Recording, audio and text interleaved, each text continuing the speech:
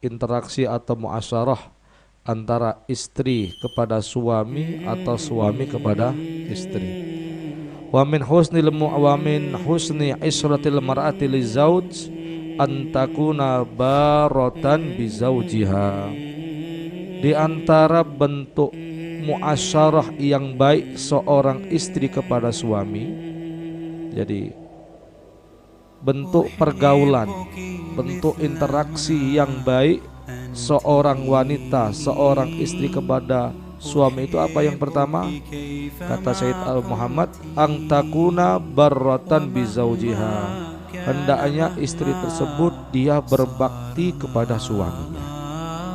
Dia berbakti kepada suaminya, dia nurut kepada suaminya, dia taat kepada suaminya, tidak pernah membangkang, ya, tidak pernah mengangkat suara, tidak pernah bermuka cemberut di hadapan suami. Ini kalau di dalam kitab Uqudul Lijan dijelaskan, seorang wanita, seorang istri nggak boleh ya mengangkat suara di atas suaminya, bermuka cemberut di hadapan suaminya, membentak suaminya tidak boleh, karena itu akan mengakibatkan dirinya akan mendapatkan dosa yang besar dari Allah Subhanahu wa Ta'ala.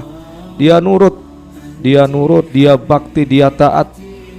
Karena seorang wanita yang dia taat kepada suaminya, bakti kepada suaminya, sudah otomatis dirinya diridhoi oleh Allah Subhanahu wa Ta'ala. Ayu amra'atin matat wa zawjuha anhu radin dakhalatil jannah atau kama qala Rasulullah sallallahu alaihi wasallam. Jadi wanita mana saja saat dia meninggal kok suaminya ridha sama dia, maka dia pasti masuk surga, kata Rasulullah sallallahu alaihi wasallam. Nah, yang namanya seorang istri agar menjadi istri yang berbakti itu harus kita didik, harus kita doakan. Tidak serta-merta seorang istri itu langsung bisa tahu-tahu berbakti, tidak. Harus kita didik, harus kita ajar, harus kita doakan. Yang namanya seorang istri itu kan backgroundnya masing-masing, tidak sama.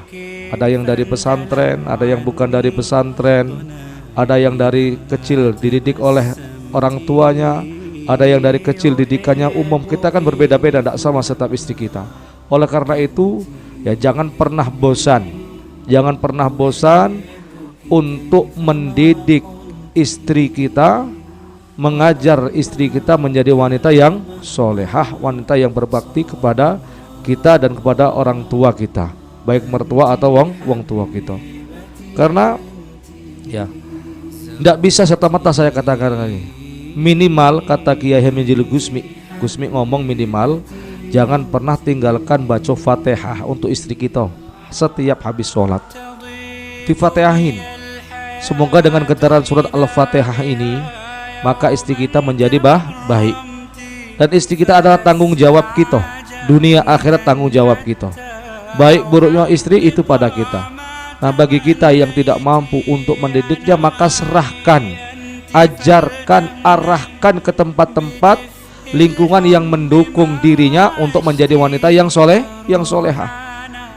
Bayangkan Rasulullah saja tiap malam nggak pernah putus untuk mendoakan istrinya Sayyidatuna Aisyah radhiyallahu anha wa ardhaha. Ya, jadi kita sayang istri kita, ya, kita lemah lembut kepada mereka.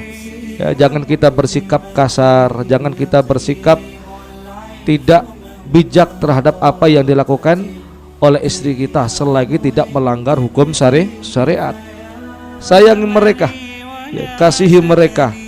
Oleh karena itu, nah, bagi yang masih jomblo artinya masih belum menikah, kalau pingin dapat istri yang solehah, istri yang mau berbakti, kata Syekh Ahmad Jauhari Umar itu banyak-banyak baca doa sapu jagat. Rabbana atina fid dunya hasanah wa fil akhirati hasanah wa qina adzabannar. Banyak-banyak doa itu, karena al hasanah fid dunya itu ulama menafsirkan al-mar'atus sholihah. Jadi hasanah di dunia itu adalah wanita yang solehah.